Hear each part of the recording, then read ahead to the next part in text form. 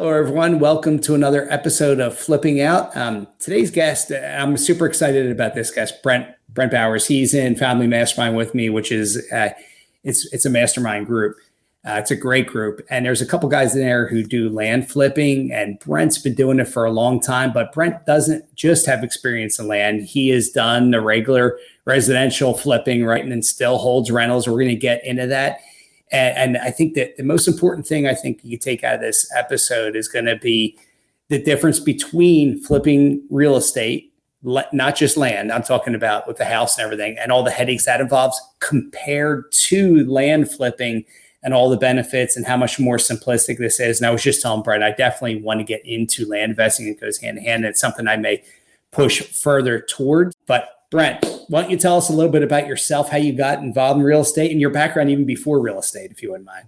Yeah, Paul, glad to finally connect with you and just, love the name Flipping Out. I flipped out a few times in my life. I started in real estate in 2007, Florida, got my license, bought that first house in Okeechobee, Florida, turned it into a rental, left my lawn business. I've always been an entrepreneur. I love business. I love making money. I just like creating jobs and things and whatnot. But, 2007, I always have bad timing with a lot of things. 2009 was really rough on me and I quit. I was a big quitter and I just was like, I need to reset my life because I went from owning a business, a real estate license, my first rental property to moving to West Palm Beach, Florida. And that was expensive over there when you're not making any money. I had to tell my landlord that I was not going to be able to pay rent. He put a massive judgment on me, ruined my credit. Even though I moved out, so I joined the military to reset my life, and I did really well in the military. That 8.5 years, I excelled. I went from E1, brand new, enlisted to E5 sergeant, and then the Army sent me to school for 21 months to be an officer.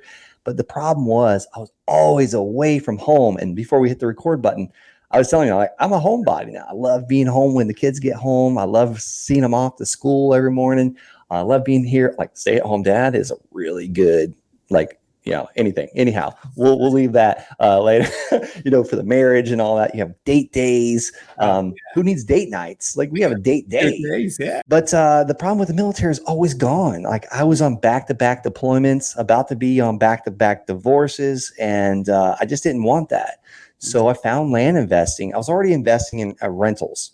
But really all my passive income went to fixing those water heaters and those sewer lines and all that stuff. I was terrible at buying rental properties, by the way.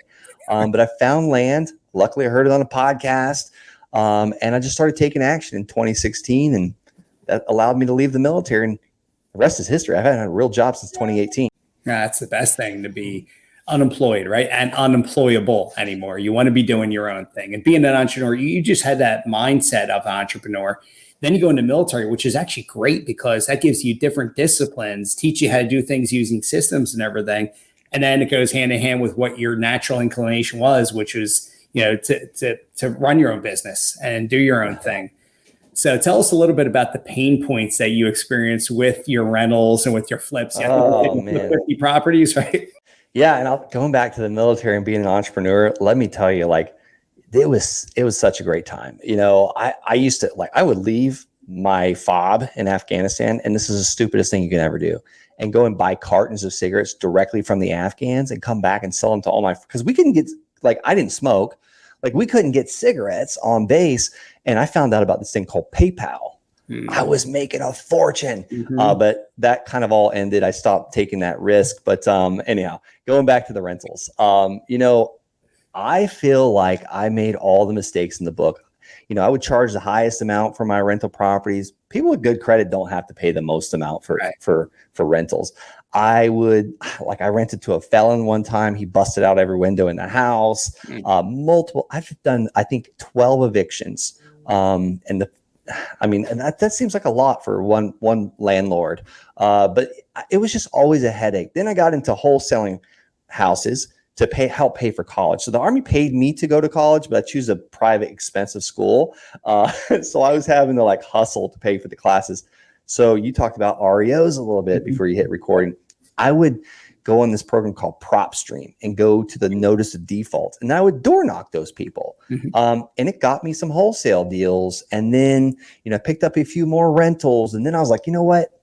I'm going to flip houses because that's what they're doing on TV. That's where all these gray hairs came in from my beard. Right. It's all sexy and great, isn't it? Yeah. And I hope so, but 2016, I heard of this guy talking on a podcast, like he's flipping land and making money overnight, doubling his money. And I was like, well, that's way easier. And I don't have a lot of time. Like the military was like, we were preparing for the 3rd combat deployment. I was about to leave my family for another year and a half, and I couldn't flip houses and deploy and do the land. So I was like dabbling in a lot of things. Yeah. But when I looked at, we talk about the 80-20 rule and the pea pods, 80% of my efforts were going to houses, 20% of my efforts were going to the land, but I was making so much more in land. Like 80% of the profit was coming from the land. And I wish I could say I was smart to figure that out pretty quickly. It took me multiple years. I finally figured out in 2021 that I was losing money in houses. And I was just I've realized, I look back and I was like, I'm just doing this to impress my friends and like build my ego. And it took my wife calling me out and my accountant, like telling me multiple times, like, you keep sending money from land to houses. Like there's a problem here. Yeah. And I cut the houses out in 2021 and also cut the team and basically cut the team down to 1/4, rented out the office, cause we were all doing all these things, just to impress our buddies, I guess. And then we became wildly profitable. That's awesome. So just a simple switch. And I think this is super important for anybody in their business, no matter what their business is. You constantly got to relook and evaluate it. And people are telling you, hey, look, this is the profitable way. You want to go here. This is much easier, simpler, right? And much more profitable. Why bother with the other thing? I don't know. I couldn't let go of it. I could not let go of it. I wanted to flip houses. I wanted to buy apartments. And it's just like every time I stopped listening to podcasts because I would get another idea from Brandon Turner or Paul, Yeah, it's your shiny object syndrome we all get, right? But really you want to do something, whatever you're doing, you want to do something that either goes hand in hand. But if you find that thing that goes hand in hand, land, right, is much easier. It's probably better to focus your efforts on those. And if you still want to keep and dabble in the house side, you could do that. I do know people that do both. Yeah. But everybody that does both tells me how much simpler the land is. And it was hard to let go of it. It really was. I mean, we still have 11,000 cash buyer lists on the Zech Buys Houses in Colorado Springs, 150 testimonials, all video. And it's like, I hate just letting that go. I finally started canceling the phone lines. And my acquisition manager has been with me since 2016. She goes, Brent, are you sure? Are you sure? What if we, I was just like, no, we just have to let go of these things. It was literally giving away one of my children. Yeah, not easy.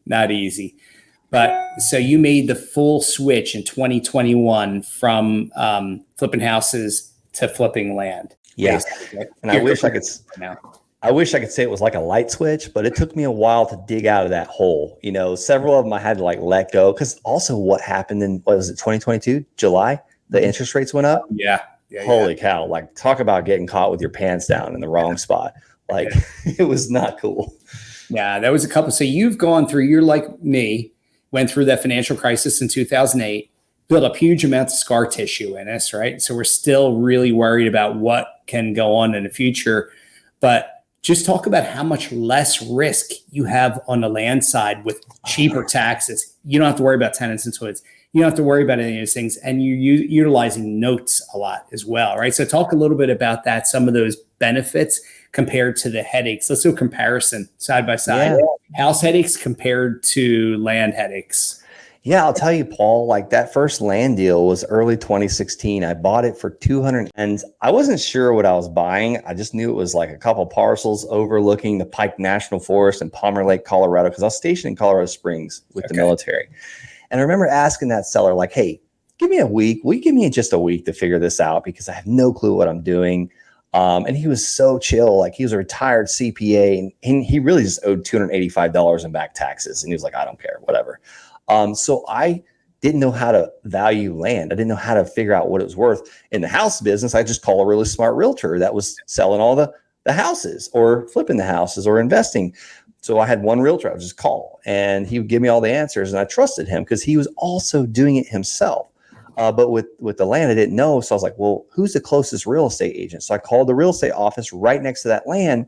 She's like, yeah, the land's worth. I was like, what's the 30-day blowout? I need to get her done now price because I can't get stuck with this. Because 2016, I had some bills due and I was broke and I had no time.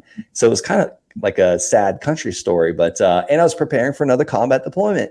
So I was like, listen, what is the get her done now price? I need to sell this quick. She goes, probably 10,000. I was like, my eyes almost shot out of my head. I was like, wait a minute. Like, this is a really good return on investment on $285. So I thanked her for her time and she called me right back and made an offer on the land for $5,000 and wanted to close the next week. And I said, let's do it. She was lowballing me, no doubt. But like, I literally just like called that seller back. I said, hey, can I pay you on Tuesday?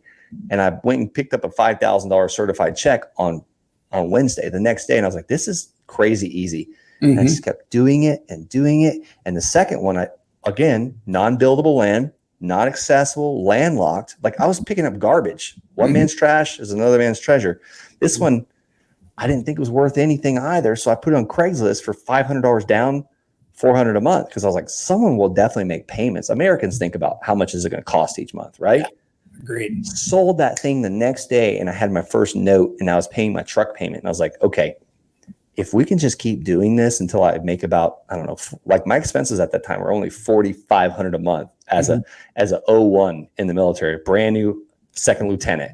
So I was like, if we just do this 10 more times, we're financially free. About 12 months later, call it maybe 12 to 18 months later, we were over $12,000 a month coming in on payments.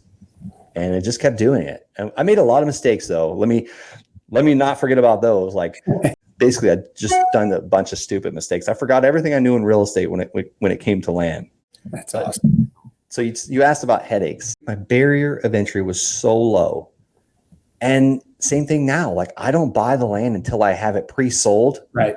Or I have a realtor saying, yeah, Brent, you can sell it for 300,000 and I'm buying it for 150,000. There's a huge margin of safety. We call it the oops factor, or Warren Buffett calls it the margin of safety. But I just make sure it's a no-brainer. So land is profitable immediately and forever. And you also, so you got a lot of freedom here. I buy from the banks and are way more restrictive, right? When I'm buying these REOs. So you're buying from a homeowner. You just want to get it under contract, tied up, confirm your numbers, right? Make sure, all right, yeah, this is good. Then you can put the earnest money deposit down and then move forward with it. And if it doesn't look like a deal, you could just say, hey, I can't do it here. I can't do it at this number. It's just not going to work on this number. And you either readjust or you just don't move forward. Is that pretty much the gist of it there? Absolutely. Sometimes I make a mistake because I send out a land offer letter. I call it the LOL. I've been triple split testing these, like against postcards and things that look like checks. We got Travis. You might know Travis, who plays the drums in the Family Mastermind. He sends out things that look like checks. He's in the Land Sharks with us. But I've been triple split testing this LOL against all those other things. And I send this LOL out. It's a purchase agreement and they sign it and send it back. But sometimes my numbers are a little off when I'm trying to send too many or get a little ahead of myself, or my virtual assistant gets off on the numbers. And we just have a tough conversation. I said, hey, I've got to tell you something. You're not going to like it. And that prepares them like, all right, Brent, just tell me. And then another thing you talked about was earnest money deposit. A lot of landowners don't even know what the heck that is. Right. And I went for a while where I wouldn't even put earnest money deposits down until I had a smart real estate attorney say, Brent, you're an idiot. Like, what happens if someone comes and steals that deal from you? I was like, wow, that will never happen, Mark, until it did. And he goes, you need consideration to buying this contract. And I was like, oh, something that simple. He's like, send him $100. Like, call him and say, hey, I just want to send you out to Chili's or Applebee's. I'm going to send you $100 wire right now. What's your account number? Just to show consideration. Yeah. You need that, right? Otherwise, somebody else could come in there and snake that deal from you, for sure. Yeah. Just like, on regular residential side, you still need to do it. You need to have that consideration. Some states are $100, some are like $10, whatever you need. You just do it. $100 makes a ton of sense. Yeah. But the returns are outstanding. Your property taxes are extraordinarily low because it's land, right? So compared to having a house on it. Yeah, they're super low. And, I've got roughly 68 now. I said 69 earlier, but someone just called in and paid off their loan. We have 68 of these land buyers paying us every single month. and the taxes are usually relatively low. Like sometimes it's agricultural land and they put cattle on it, or they'll lease it out to guys that want to run cattle or grow things on it. And the taxes are just so much cheaper when it's agriculture. But we roughly escrow that. So if it's $1,200 a year, which none of our taxes are that high. I do have 5 acres in Daytona Beach. They're a little higher, but we charge the buyer monthly. So they pay that every single month. And when those tax bills come in, we just send the money to them. That makes sense. Do you use a servicing company to do that, or do you self-service? It's a kind of an arbitrage. I have my assistant that helps. We use a program called Easy Note Tracking. It's $99 a month. And I charge my buyers $25 a month note service fees. Yeah. So we're technically making money on it. I think your first note is $49 if you go to easynotetracking.com. Our buyers can log in and get their tax documents, see where they're at, make extra payments, change it. And this comes directly out of their bank account. Yeah. And goes directly into my bank account. So there's no checks. I used to get checks. Like that was the world's worst. People would bring money orders to my PO box or my UPS box, and they would forget to sign them. It was just a big goat rope. Yeah, in this day and age, with everything can be done electronically and stuff, it just makes sense to have it set up like this and go this way, this method. Yeah. I need to talk to Brad. I think he's in our group. He does a lot of ACH stuff. I think he's like 70 cents a transaction. I need to talk to him, actually. That is cheap. That's something we definitely need to take a look at there for sure. Yeah, and you think it reduces those costs when you're getting 68 different notes at 70 cents on each one is going to be a lot cheaper than what it costs for normal ACH in there. Yeah. For sure. Save yourself and increase your profits moving forward there. It's all profit. Like these little tiny changes, like keep more money, even though the buyer's paying for it. Like you can keep that. Like we're paying, I think, almost 4% or so, 3 point something on the ACHs. Yes, I know it's not cheap. Unfortunately, there's definitely got to be better ways to do that. Here's a question for you, and hopefully you know this something kind of reasonably off the top of your head. What's your average size deal, like purchase price, and then your average resale on a typical deal, right? But, I talked about a bunch of really small ones there in the beginning. And I did that for several years. I bought a lot of land in the middle of nowhere in the desert. And here's the thing, you got to work a little harder to sell that land. It's way easier to find a piece of land that realtors want to sell for you. You can find the demand. So lately, my average buy box has been anywhere from $153,000 to $200,000, and then sell anywhere. That $153,000 one, we should sell that for about $229,000 here really soon, $229,000, and I'm going to get around $160,000 down and finance the rest to that buyer. My preferred method. What's that? It's an infinite return. You're getting all your money back, and then some can pay your realtor and all that. Yeah, and that $153,000 was all. Well, actually, that one I do have some of my own cash in. Most of that was a private lender. The one we just purchased for $210,000, that was all private lending money. And that one, I don't think they're paying all cash for that one, unfortunately. Well, but it's sold in 30 days. So like here I am like down in it. And you're making good cash. Yeah, we listed them for $55,000 each. Builder came in at $35,000, 6 lots, $35,000 each. And like my realtor's like, "Are you sure you want to take it?" And I was like, "Bro, there's profit in it. Heck yeah, we'll take it." It was on the market for 1 week. And I don't know about you, Paul, like that first offer is usually the best one. It usually is. It almost always is, right? Go with that. You're just gonna be better off. And is saying a bird in the hand's better than two in the bush, right? So Dang right. So stick with it and do that. So that's good. That price point makes sense. I mean, you get to some that's probably similar to what we pay for our typical houses all over the country. What markets are you in? Are you in many different markets? Do you specialize in certain markets? Yeah, man, I really started out in Colorado Springs, Colorado. Then I went into Arizona because I had this land investor who's buying 300 parcels of land, but he couldn't afford all of them. So he split them with me. And he made a heck of an assignment fee off me, which I'm fine. I didn't have to mail to get that. Then I went to Florida because my dad was in Florida.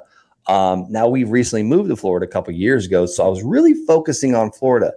But deals come from all over, especially when you're getting loud like I've been, getting on podcasts. Like I've got land in Connecticut and Pennsylvania and Arizona, Idaho, Utah, Florida, I already mentioned, all over the place. That's awesome. So you can do this nationwide, do it easily, and you don't have to really. I know some people want to go out and see the land to see if it has any, what see the grade is and all that kind of stuff. But you could always send somebody out there to go take a look at it for you. Yeah, I'm actually I'm buying a piece of land right now. Hopefully, I'm buying it. We're going to be paying $124,000 for the land, and we should be able to sell it for about 290, contingent on one thing. I need to make sure those views are there. Mm-hmm. So I've had now, this is one of the tougher areas, Sevierville, Tennessee. Mm-hmm. One of the tougher areas to find a land specialist realtor. And I mean land specialist. I'm having a hard time finding the realtors because that's the trick. That's your boots on the ground. It's got to be a land specialist realtor. And I've had a hard time. I thought I found one. She blew me off. And then now I'm waiting on another guy. But I need to verify those views are there because it's already percolated. The perk test has happened where the water drains. It's already got a survey. I just need that one final realtor to say, yes, these views are here. Here they are. This can totally be built on. And you should absolutely get 290 because if not, it's not worth the $130,000 I'm going to be paying for it. Right. Is that one in the Smoky Mountains by any chance? It borders this. Well, I'm sorry. There's one parcel between bordering the Smoky Mountain National Forest. Okay. Because I have a property in Dandridge, Tennessee, which I think is really close to where yours is there near the lakes. Got great views. It's actually 5 acres, but it's not just land. It had a mobile on it and I'm flipping it. But I love mobiles. So do I. And those views are spectacular there. That's what I'm saying. If it's got the right views, people will pay for it. And that's a very desirable area. A lot of people move in there just like they're moving to Florida. Your 3 biggest states, I think, as far as population move in, Florida, Texas, and I think Tennessee's right there with them. And the Carolinas are doing really well too since the whole pandemic here. But now you should do well with that. That's fantastic. So you're all over the country. Just like what I do with the bank REOs, I try to find an agent who's an expert in that market.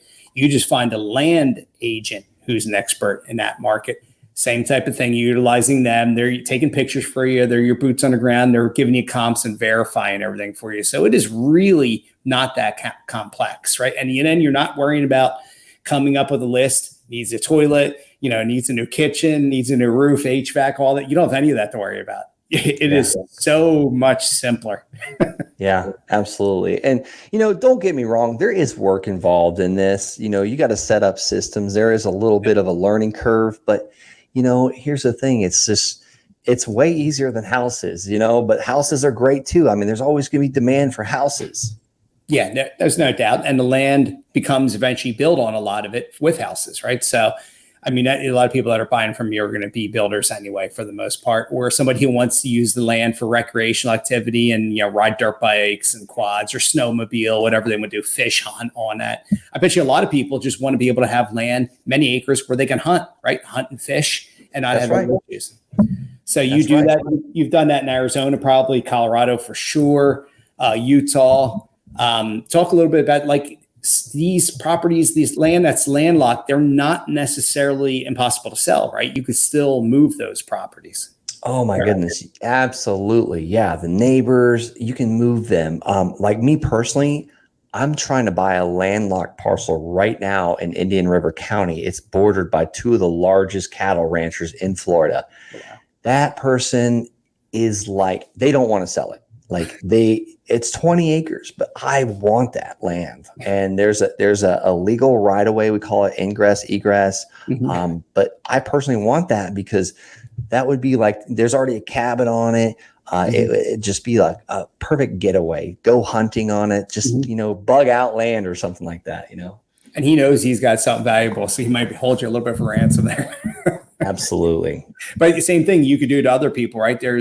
I have bought land, believe it or not, some of its house is burnt down. So everything's there. All utilities are there. It's very simple. And I've also just bought houses that had separate parcels land where I separated them, sold the house, and then sold the land separately. So I've done a little bit of land stuff, nothing like what you've done there, but I really like the land stuff too because the taxes, the cost was super low. Here's a question for you. Do you get a liability insurance policy on the land or not even bother with it? I don't.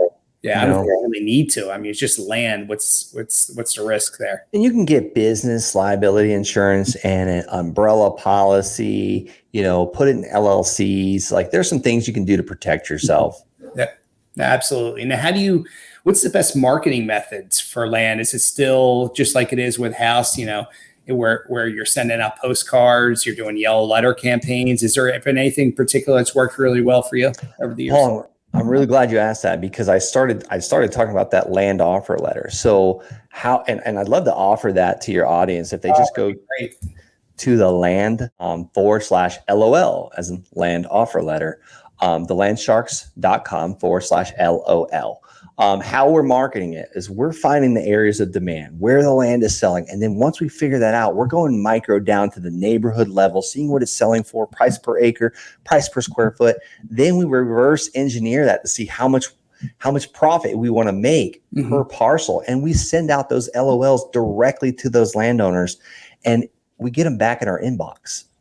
It's not a bunch of cold calls. Postcards work great, but you got to send a lot more of those. You got to have a lot more phone conversations. I personally don't want to talk on the phone. I want to detract the people that want big bags of money, and I want to attract the people that want to do business with me today. Mm-hmm. Yeah. So the best way is via email. They can connect with you that way. If it looks like it's something that's going to work, then it becomes a phone call or text messaging or whatever, right? It's pretty simple, but your costs have got to be so much extraordinarily lower with your marketing and your, what they say, you do 5 touches to get a response in housing. You're probably way less than that. You probably get a way higher response rate with your marketing as well, I would assume. Yeah, it's pretty high. I don't really track the response rate. I really want to know conversion. Like right now, I am about 1,000-ish letters for one land deal that's going to make me over $10,000 net profit. Okay, that's not bad at all. And what's your cost? Do you have a monthly budget that you set for marketing? Yeah, it's pretty low. It's about $1,246 a month, $1,246 a month, and that includes things like my list provider. That includes the mail house and all that. And if anybody wants access to that, just go to the land /CRM as in customer relationship manager. That's who I use. Pebble is the partnership with them. And I love it. The thing about this is these guys that built this program, I didn't build it. I'm just a lazy land investor. They built it, but they're also land investors themselves. So they really understand what we're trying to do. So for anybody out there as listeners thinking about they want to get into land investing, I would definitely not recommend doing it on your own. I would definitely recommend reaching out to Brent and joining his program. You don't want to learn. Look, it's very important in business to have mentors and people that have experience in whether you want to learn from other people's mistakes. And I am very willing to pay for learning other people's mistakes so I don't repeat those mistakes. You don't need to reinvent the wheel. Brent's got it down. You're under $1,250 a month for your marketing budget, and you're going to bring in deals that are going to give you potentially $10,000 net profit and more once you get really good and solid at this. So, and that is landinvestors.com or thelandsharks.com, correct? You got it. That's where you can find out a little bit more and /LOL for that offer letter, which is tremendous. This is definitely something I think people should pursue, and people who are in a real estate business that are starting to get burned out, this could be a tremendously good alternative for you, right? Because you're going to have way less of a burnout here and much less risk, much higher rewards. I think from what I'm hearing from you, Brent, this is kind of like made for somebody like me. I don't want to talk to people on the phone and do through sellers that way. That's why I do everything on online auctions. We buy off Zome, Hubzu, auction.com and others. And I don't have to talk to a seller. I can turn it on and off whenever I want.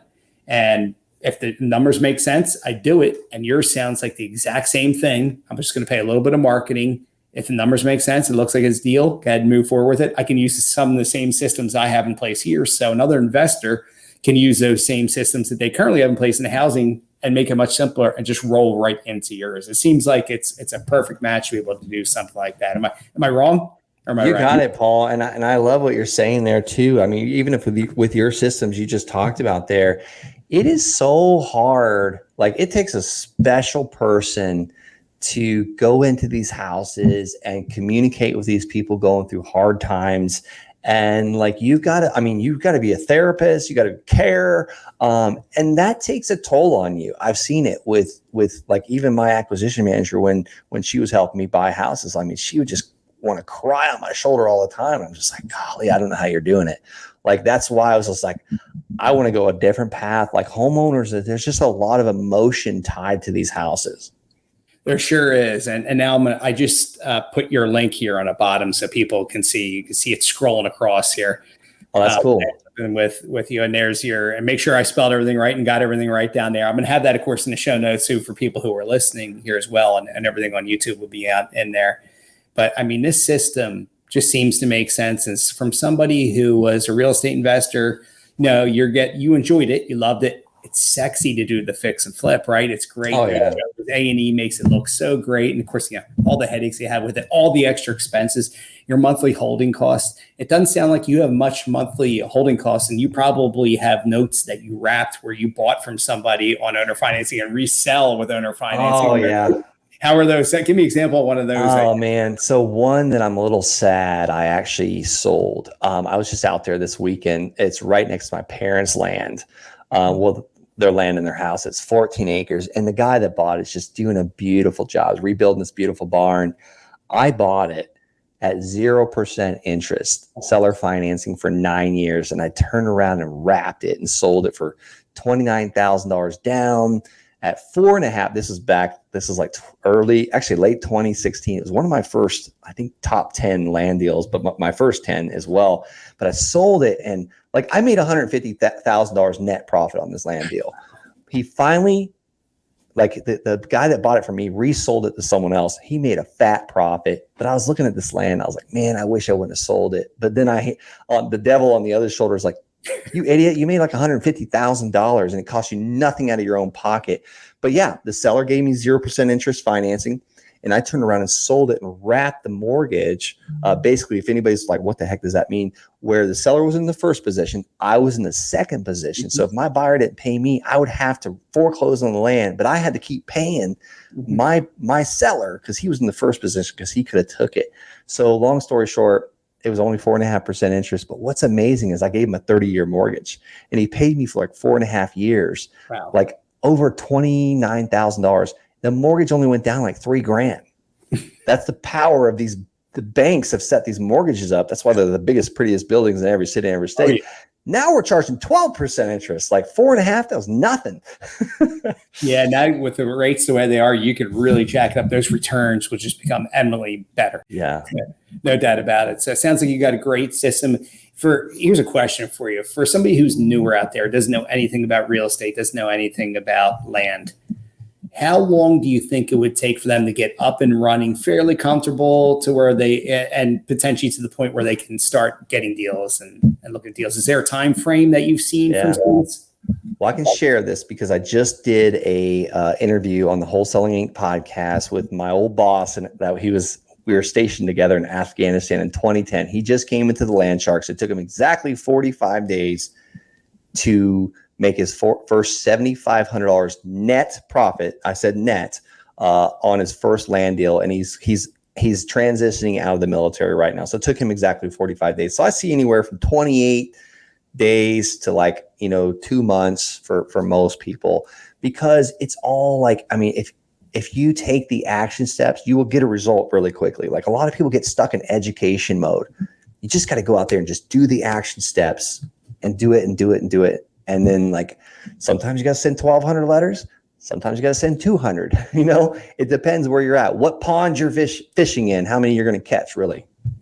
So true. And I see the exact same thing with our students. We have our educational platform too, where we teach people how we do what we do. And it's the people that take action are the ones that are successful. Simple as that. There's so many people that just get into education, they get analysis paralysis, and they don't take the steps necessary to move forward. Those that do are generally pretty successful at it.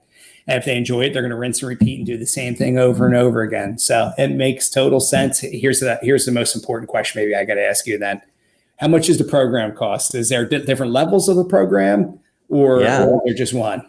There is only one level. You get everything.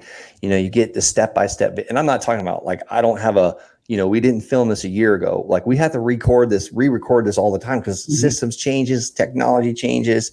You get the step-by-step instruction videos, no fluff, no BS. They're not long. They're walking you through, like, walk through it with me and let's do it on your market.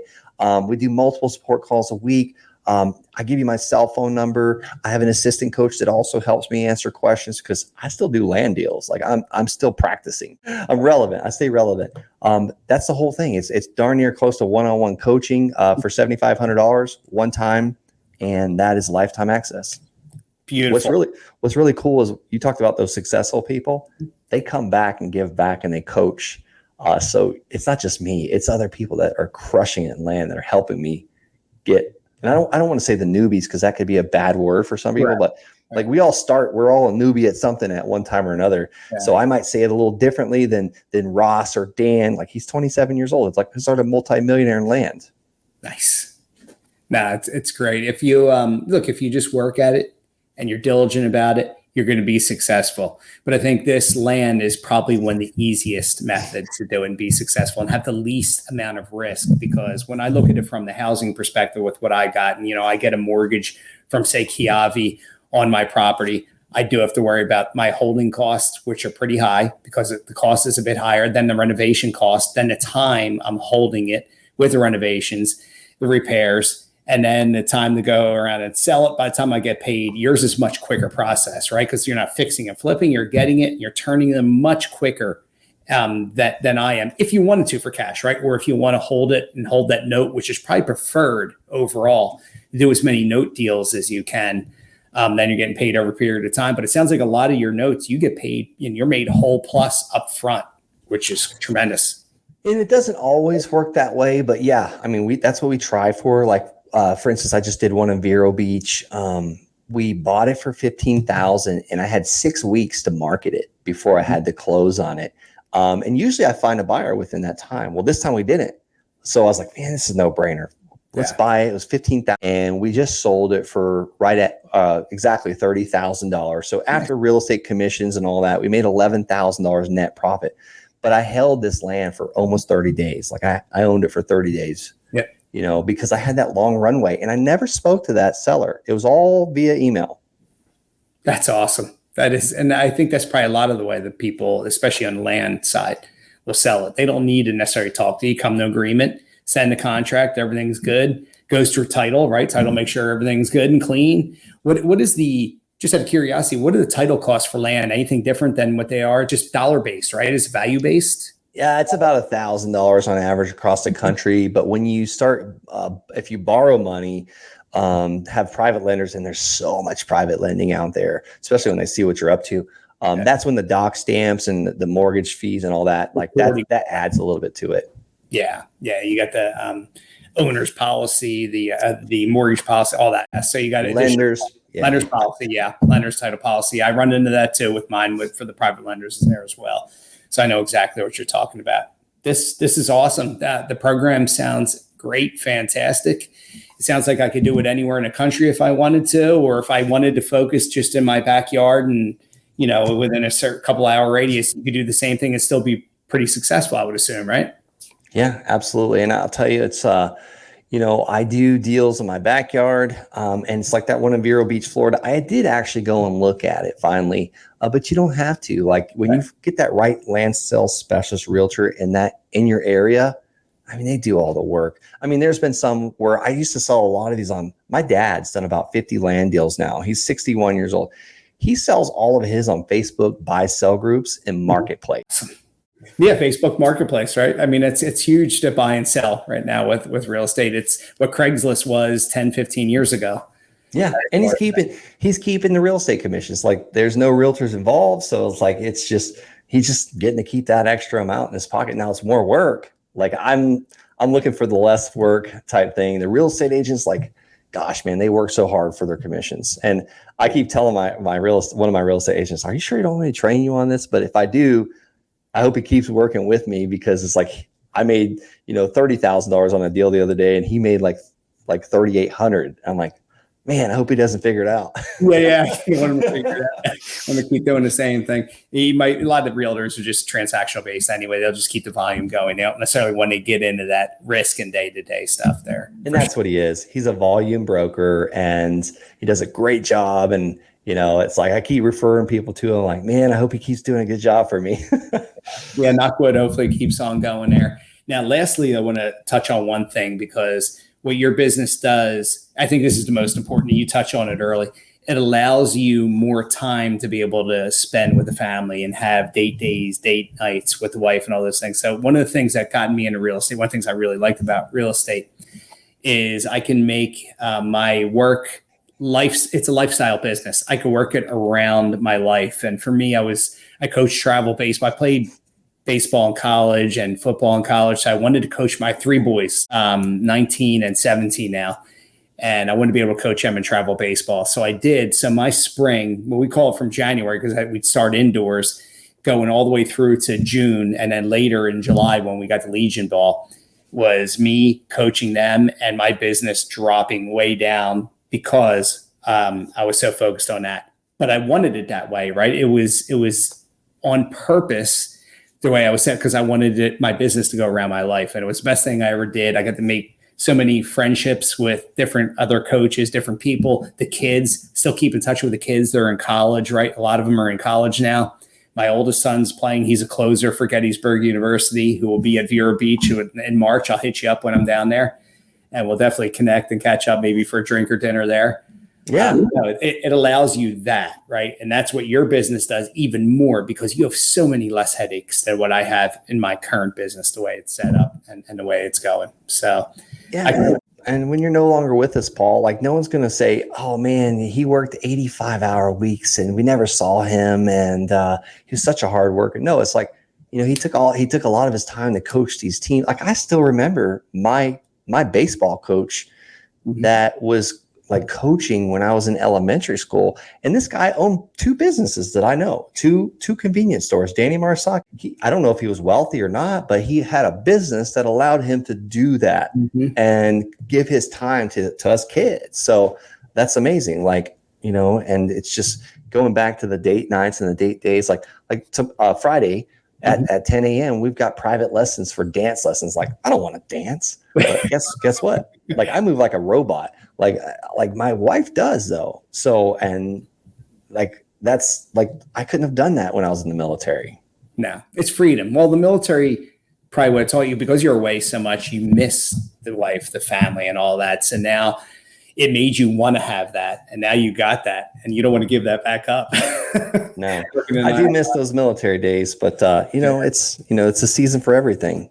Totally. It was time and place in life, but this business gives you the ability to just take off kind of whenever you want and keep things going. You have the right team in place, right? If you go on a vacation for 2-3 weeks, you have other people that can handle things. Plus you can do so much via email. You don't even need to be there, right? I mean, I close deals on the beach. I've closed so many deals on the beach. I've sold properties to other investors on the beach on a phone. So you can literally do this business from anywhere, whether it's dealing with houses or land, but land definitely seems like a great way to go, especially for a newer investor. I would think if they're not sure what they want to get into, I think land is going to be a great way to get in there. And you may never go to houses. You may never need or want to go to houses. That's all I got to say. So I've had this itch for land for a while now. So I may be investing in your course here, Brent. So I may become one of your newer students. Hopefully, Let's go. Our pupil for you. Let's go. I love it. All right, Paul. I appreciate you having me. God bless. I appreciate you. I appreciate you big time coming on here. And sorry I wasn't able to connect with you earlier when I wanted to, but I'm glad I got you on here. I'm going to miss you in Family Mastermind here coming up in September, but I will catch you in the one in February or March, whatever we have. Plus, I'll see you on the virtual ones that we got there. We'll enjoy the down under. Yeah, no, I'm looking forward to that Australian trip. So that's going to be fun. Thanks again for coming on. I'll have all your stuff and information posted in the show notes for anybody who wants to reach out to Brent, but he's got a great coaching program. He knows how to do what he's doing and wants you to learn from one of the best out there. Thanks again, Brent. Catch you guys in the next episode. Thanks, Paul.